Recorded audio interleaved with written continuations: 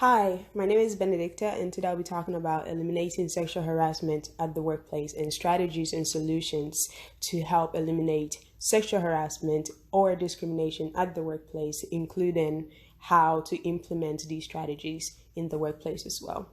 Topics on sexual discrimination and harassment come up in organizations from time to time. The issue is that people hear about others being sexually harassed and have no idea on how to combat the issue, and they let it slide under the bus.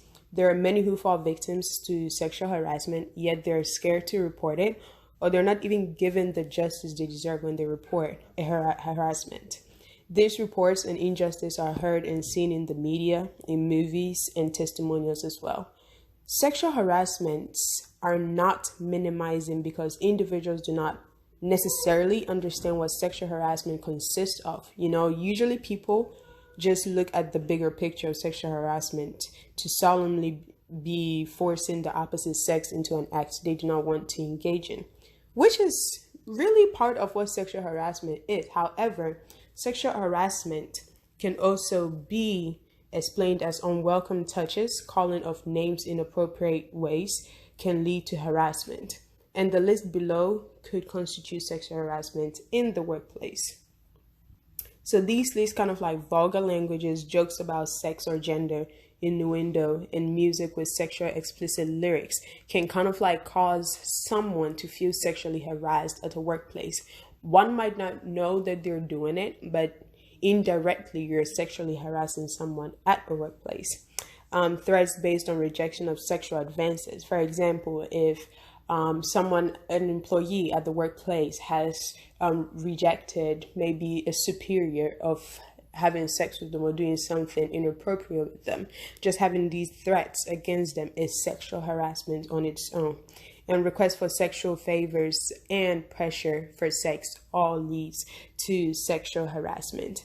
Now, other words to Catherine McKinnon defines sexual harassment as the unwanted imposition of sexual requirements in the context of a relationship of unequal power. So sometimes sexual harassment in the workplace is the abuse of overwhelming male and female economic and sexual power to undermine overwhelmingly female economic security or male economic security. So it constitutes sexual discrimination because it creates a barrier to women's equal participation in the workforce. Now, we might be talking a lot about women, but this also goes for men as well, because men can be sexually harassed as well. Now, we've been talking about sexual harassment and discrimination at the workplace, and I believe through research that there are solutions that can be implemented in an organizational policy in order to minimize or eliminate sexual harassment. So in order to successfully implement a strategy to help Tri-Health organization, which was the organization I focused on to address sexual harassment and discrimination issue, these are some of the steps that they can follow according to employment law firms. So one of the solutions they can do is to train their managers to address issues and avoid common mistakes. So according to Fisher Phillips newsletter, given the adequate training and drilling your company's policy of sexual harassment on an annual basis is a critical step. There are a few common mistakes to warn your managers about these kind of sessions. First, many companies get in trouble when managers ignore inappropriate behavior that they believe is welcomed by the victim, or it appears to be part of a mutual and voluntary interaction. I feel like managers need to know that victims of harassment will often pretend to go along with whatever behavior is being shown at the workplace just for the fear of losing their job, or simply because they want to appear to be part of the team to kind of like get along with everyone. But that they will more than welcome managerial intervention that puts a stop to the conduct. So they're never going to really come forward to report a sexual harassment because they want to fit in, they want to keep their job, they need the money to pay their rent or something like that. Moreover, The conduct that your managers see out in the open or hear about through the grapevine is often just the tip of the iceberg, and it could signal that much worse behavior is taking place outside of your knowledge. So for these reasons, managers should be trained to address any behavior they witness or hear about, no matter if it appears that it is all in good fun and no harm is occurring. Secondly, it is common for some managers to allow extra leeway for certain employees because it is commonly accepted that their behavior is simply a harmless personal idiosyncrasy.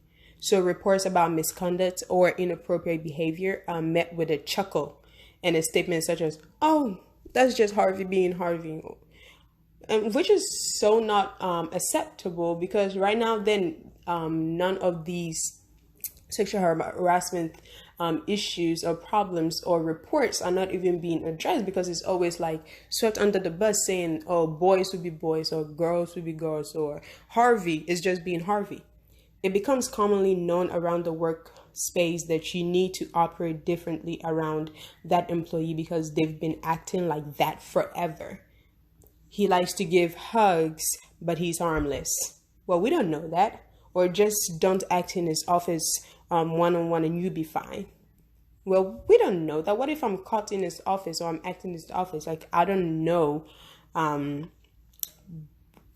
basically what is happening. What if it leads to something else? This is exactly the kind of attitude that leads to festering situations, and that should be eradicated from your workplace. All employees should be held to the same standard, no matter how long their actions have been tolerated in the past.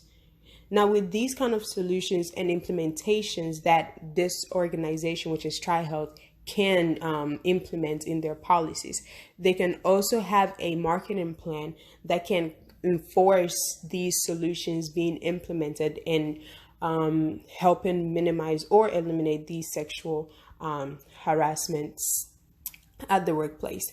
So for some marketing plans, the first thing that we know is we can communicate the policy and train employees and communicate the policy more than once. Now, what that means is, in order for this to be an effective tool against sexual harassment, the policy should be regularly and clearly communicated to employees. Now, this can be done formally at employee meetings and informally through managers and supervisors' conversations with their reports.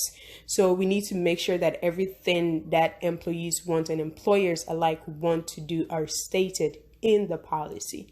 Now, managers in the HR department should make sure to enforce the policy any chance they get. That means that it could be through emails, at the workplace billboards.